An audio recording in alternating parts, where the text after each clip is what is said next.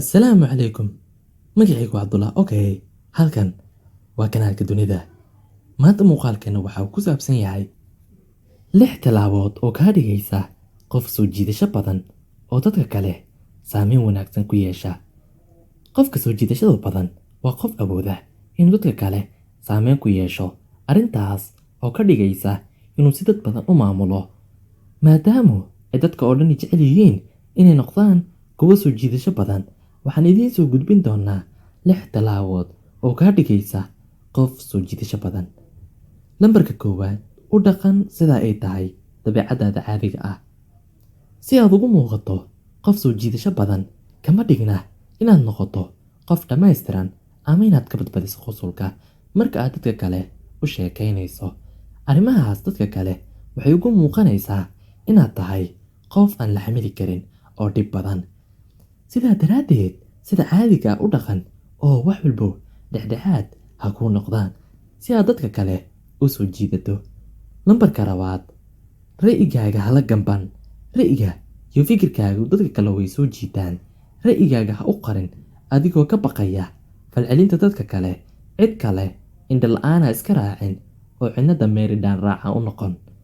Ra'yigaaga si xorriyad leh u cabbir oo dadka kale dareenkooda ilaali. Marka aad sidaas samayso, waxaad noqonaysaa qof soo jiidasho badan. Lambarka 3, dadka oo dhan ixtiraam. Ilaalinta edebta iyo dhaqanka suuban waxay kaa dhigaysaa qof soo jiidasho badan. Dadka oo dhan ixtiraam, ka yar iyo ka weynba, intaba ugu yeer naanisyadooda ugu fiican. Ku dadaal inaad salaanto oo aad u mahadceliso dadka kale.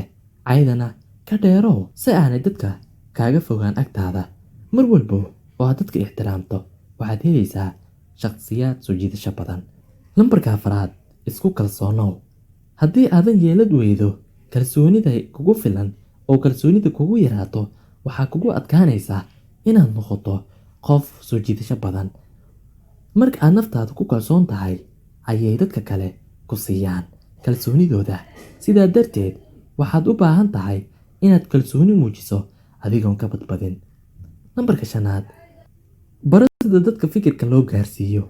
Mar walba oo fikirkaaga aad dadka ku qancin karto si fudud oo wanaagsan, dadka ugu hareeraysan waxaad ku guuleysan kartaa qalbiyadooda. Halka xulashada ereyga ugu habboon ay si wanaagsan dadka fikirkooda u gaarsiiso. Marka aad barato sida dadka loola hadlo, waxay jeclaanayaan inaad mar walba la hadasho oo aad wax u sheegto. Lambarka 6, ilaali farxaddaada. Dadku ma jecla qof cabashada iyo baasaasiga badan. Ilaasho farxaddaada si aad dadka kale u siiso. Marka waxaa kuu fududaanaysa inaad dadka kale soo jiidato oo aad saameyn wanaagsan ku yeelato. Magacaygu waa Cabdullah. Halkan waa kanaalka dunida. Magacaygu waa Cabdullah. Halkan waa kanaalka dunida.